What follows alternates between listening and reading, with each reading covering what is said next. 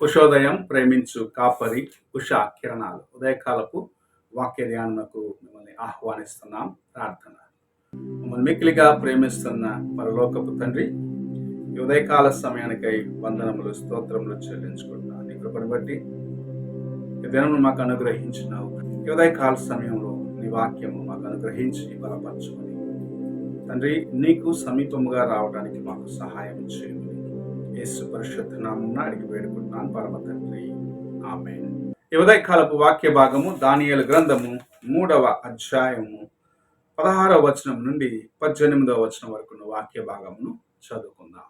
Shadrach Meshach అబేద్నెగోయు రాజుతో ఇలాగు చెప్పిరి, నెబుకద్నెజర్, ఇందును గూర్చి నీకు ప్రత్యుత్తరం ఇయ్యవలెనన్న చింత మాకు లేదు.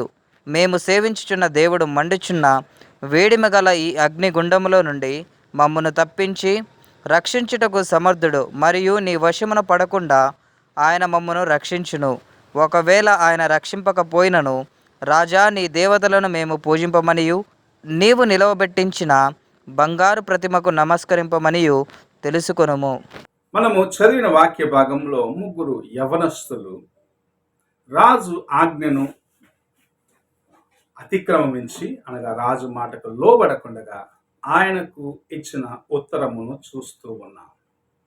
ఈ సంఘటన మనకు బాగా తెలుసు. ముగ్గురు యూద యవనస్తులు ఆయన మాటకు లోబడలేదని, ఆయన చేసిన ప్రతిమకు మొక్కలేదని వారిని బంధించి, లేకపోతే వారిని రాజు ముందు నిలబెట్టి ప్రశ్నిస్తున్న సంఘటనను మనం చూడగలం. రాజు వారిని ఒక రకముగా భయపిస్తూ ఉన్నాడు, వారిని కలవరము వచ్చేదానికి ప్రయత్నిస్తూ ఉన్నాడు. అయితే వారి హృదయంలో ఉన్న ధైర్యము, వారు దేవుని యందు కలిగి ఉన్న విశ్వాసము అని చెప్పొచ్చు, వారు దేవుని యందు కలిగి ఉన్న నమ్మిక అని చెప్పొచ్చు, వారి యొక్క భక్తి వైరాగ్యం అని చెప్పవచ్చు. అదేమి అని చూసినట్లయితే వారు ఆ విగ్రహానికి మేము తలవంచము, ఎందుకంటే మా దేవుడు నిజదేవుడు, మమ్మల్ని రక్షించేవాడు అని నిర్ధారణ కలిగారు. నోరు లేని బొమ్మకు, ఒక ప్రతిమకు మేము మొక్కలేము అని తామెంత ధైర్యముగా రాజుతో మాట్లాడినారని చూస్తూ ఉన్నాం. ఉదయకాల సమయమున నీ జీవితంలో అనేక సార్లు అపవాది కొన్ని శోధనలు తీసుకొస్తూనే ఉంటాడు. ఎలాగంటే, ఇది నీవు చేసే అవ్వాలి, ఈ పని నువ్వు చేయకపోతే నీ ఉద్యోగానికి ప్రమాదం వస్తుంది, నీవు ఈ పని చేయకపోతే నీ కుటుంబంలో సమస్యలు వస్తాయి, నీవు ఇది చేయకపోతే నీకు రావాల్సిన ఆదాయమును మేము తీసివేస్తామని అనేక సార్లు భయపరుస్తూ ఉంటారు. అయితే నీవు నిత్యముగా దేవుని యందు విశ్వసించినట్లా ఆ యొక్క శోధన సమయంలో అపవాది అయిన వాడు నిన్ను కలవరపరిచినప్పుడు నీవు ఈ కార్యములకు నేను లొంగను అని ధైర్యముగా ఉన్నట్లయితే నిజముగా దేవుని యొక్క ఆశీర్వాదములను నీవు చూడగలవు. ఇక్కడ షడ్రకు మేషకు అబేద్నెగోలు చెప్పిన మాట ఎంత ఆశ్చర్యకరమైనది. నెబుకద్నెజరును చూసి వారు ఎంత ధైర్యముగా చెప్పుచున్నారు, మేము సేవిస్తున్న దేవుడు మమ్మల్ని రక్షించడానికి సమర్థుడు. మొదటిగా ఆయన రక్షించగలడని నిర్ధారణ చేస్తూ ఉన్నారు. రెండవది, ఒకవేళ ఆయన మమ్మల్ని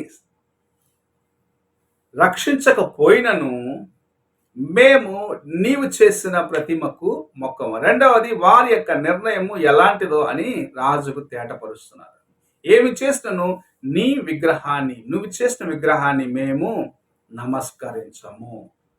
అనగా వారు కలిగి ఉన్న వారి యొక్క విశ్వాసము అంత దృఢముగా ఉన్నది. ఎటువంటి పరిస్థితుల్లో కూడా వారు విగ్రహాన్ని సేవించరు, విగ్రహాన్ని ముందు తలవంచరు అని ధైర్యముగా రాజుతో చెప్పడం చూడగలం.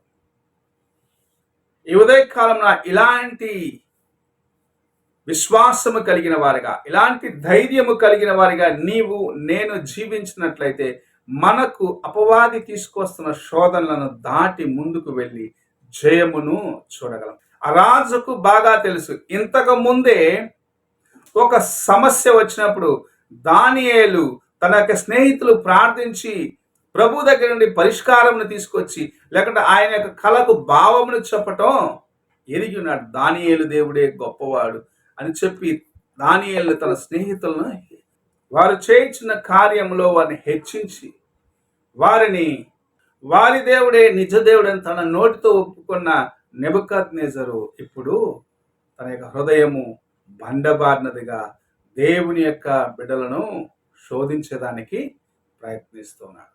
అయితే ప్రభు వారితో ఉండటము అతడు చూడగలిగినాడు. మనము చూసినట్లయితే 25వ వచనములో తాను ముగ్గురినే కదా నేను అగ్నిగుండంలో వేశాను, మనుష్య కుమారుని పోలిన ఒకరిని నేను వారి మధ్యలో చూస్తున్నానని చెప్పటం చూడగలం. అనగా తన యొక్క కంటి దృష్టిని, లోకానుసారమైన దృష్టిని ప్రభు మార్చటం చూడగలం. వారితో పాటు ప్రభు ఉన్నాడు అన్న కార్యము తాను గ్రహించుకున్నట్లుగా వారి పైన అగ్ని వాసన, అనగా ఆ నిప్పు వారిని కాల్చిన దానికి ఏ విధమైన వాసన లేకుండా వారు దేవుని కృపను తమ జీవితములో అనుభవించిన వారిగా అగ్నిగుండములో నుండి బయటికి రావటం చూడగలం. ఎంట్లుక కూడా వాసన రాకుండా ప్రభు వారిని కాపాడినాడు. ఈ ఉదయకాలమున ప్రభు నీకును ఇలాంటి కృపను అనుగ్రహించాలని ఆశిస్తూ ఉన్నాడు. నిన్ను అనేకుల మధ్యలో సాక్ష్యముగా ఉంచాలని ఆశిస్తూ ఉన్నాడు. అయితే నీవు కూడా ఇలాగూ యవ్వనస్తులు చేసిన రీతిగా ధైర్యముగా దేవుని కొరకు నిలబడేదానికి సిద్ధపడు. అప్పుడు దేవుని కృపను నీ జీవితంలో చూడగలవు. ప్రార్థన చేసుకుందాం. మమ్మల్ని మిక్కిలిగా ప్రేమిస్తున్న పరలోకపు తండ్రి, ఈ ఉదయకాల సమయమున మీరు మాకు అనుగ్రహించిన నీ వాక్యమును బట్టి స్తోత్రములు. దేవా, ధైర్యముగా నీ కోసము నిలబడవలసిన సమయమున నిలబడకుండా నాయన అనేక సార్లు నీ కృపను కోల్పోయి దేవా తర్వాత ఏమి చేయాలో తెలియక అలమటించిన కాలము అనేకం ఉన్నది తండ్రి.